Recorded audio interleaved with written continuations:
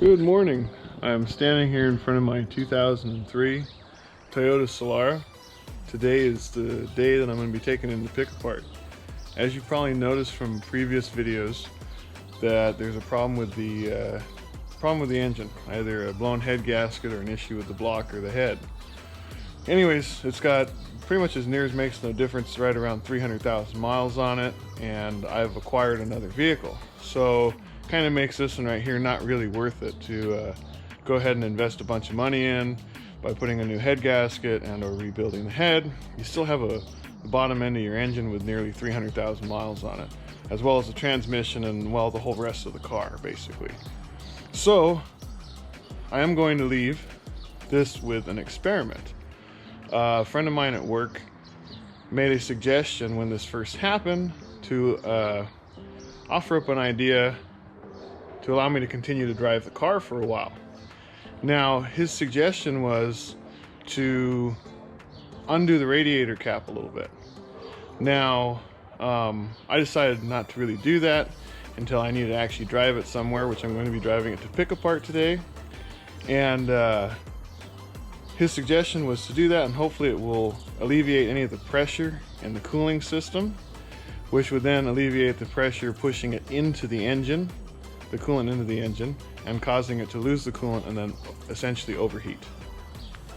So what is it exactly that I mean by loosening the cap on the radiator? Because it's not really a screw-on type cap. Well, on most radiator caps, you have the first twist, which the cap is still on there, and then you push down a little bit for the second twist and you can take the cap off. What I mean is, by loosening the cap, is we're going to have it in that first slightly locked position. I'm going to top back off the radiator and leave it in this position and hit the road and see if we make it to pick apart without overheating, and have the ability to go ahead and turn the car in and maybe give other people the opportunity at some of these parts here under the hood to hopefully extend the life of their car. Alright, so first step that I did is I added a little bit of radiator fluid. As you can see, it's showing above the core. I didn't want to fill it all the way up, so when it does heat up and expand, hopefully it doesn't pour out all over the ground. You want to give that little bit of room to expand.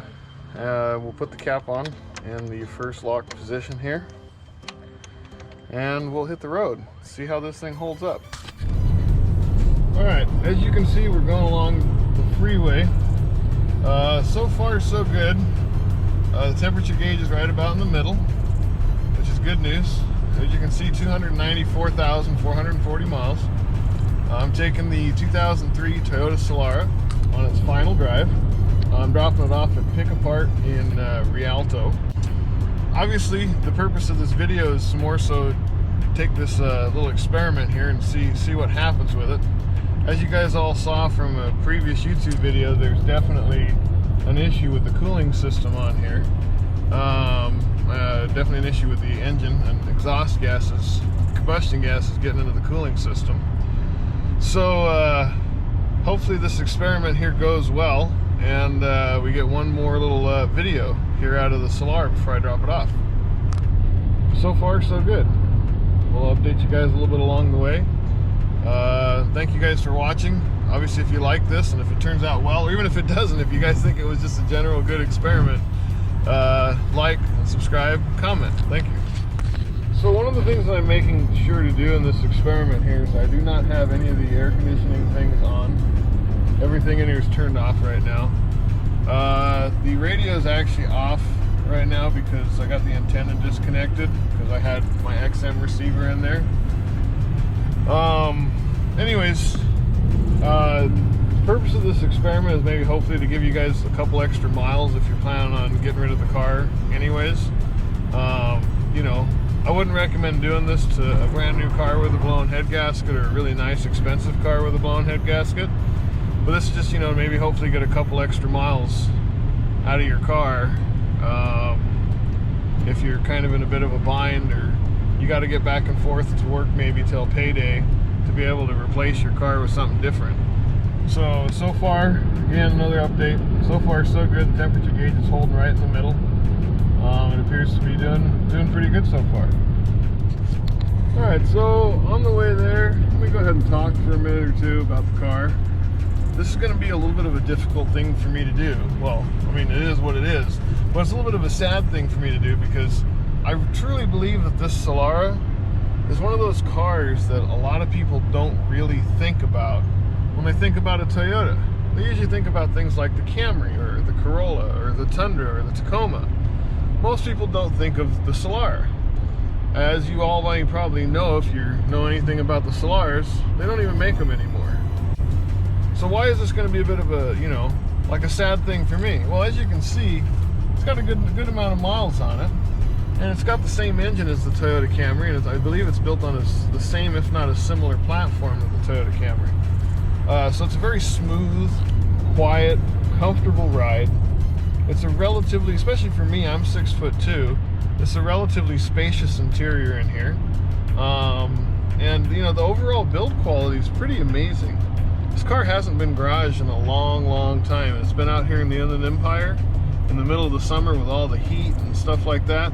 And the dash isn't all cracked. There's a couple little warps on the airbag cover over there. But other than that, even the steering wheel seems to be in pretty good shape. All the bits and pieces still seem to be holding together pretty good. There's a little crack in the plastic in front of the airbag there. But other than that, everything in here seems to have held up pretty good. The transmission, everything in here for the most part seems to be doing pretty good for the age and mileage of this car. So, it's one of those cars that most people don't think about, and you can usually get a pretty good deal on them. I found one recently on Auto Trader that was the same year as this, with about 119,000 miles for about $3 grand. Which is part of the reason why I didn't get this car fixed, is because it's just not worth it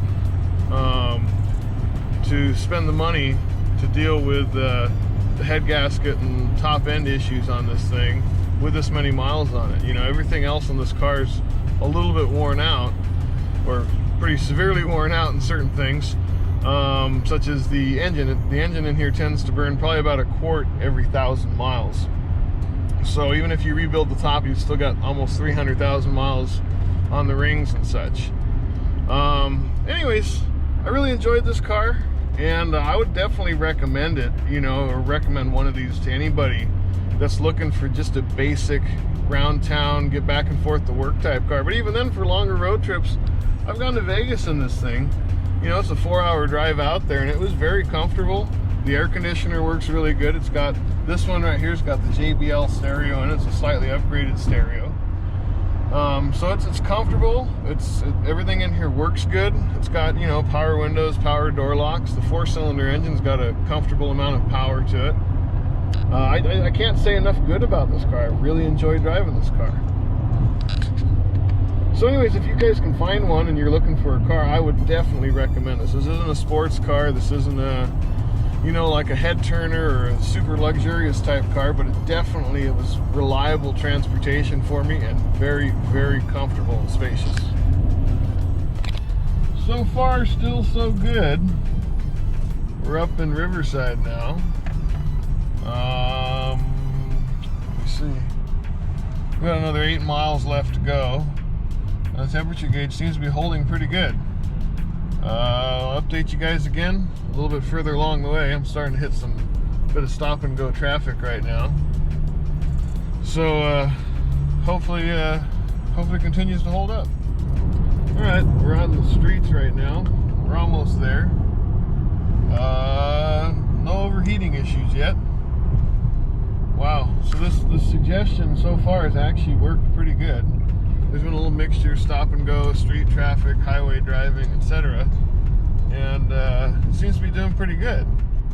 So maybe keep this in mind if you're either stranded someplace with a head gasket issue, or you just need to get by for a little bit until you can either get it fixed or replace your car.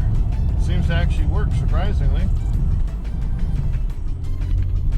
Well, here we go. We made it. Temperature gauge is good.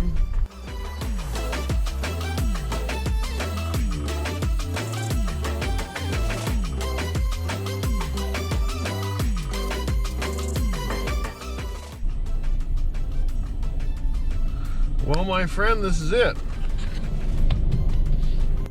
Thank you for the many worry-free, trouble-free, comfortable miles. If you guys like this video, please subscribe. It'll help me be able to hopefully produce additional content. Thank you very much. Give it a thumbs up as well.